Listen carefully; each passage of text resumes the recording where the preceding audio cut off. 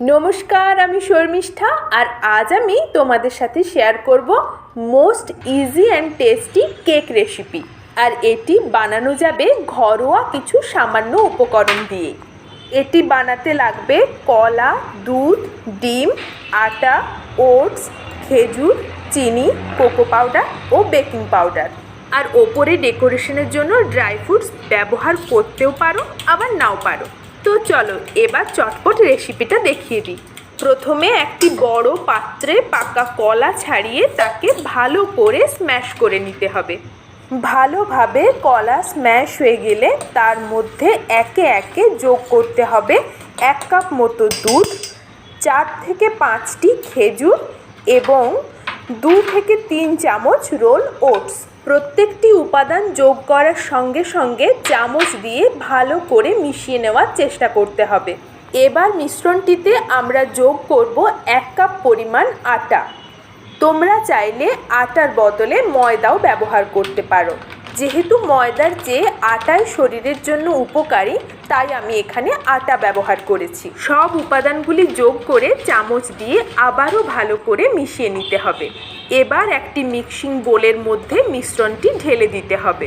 আর তার মধ্যে স্বাদ মতো চিনি এবং সামান্য পরিমাণে কোকো পাউডার যোগ করতে হবে।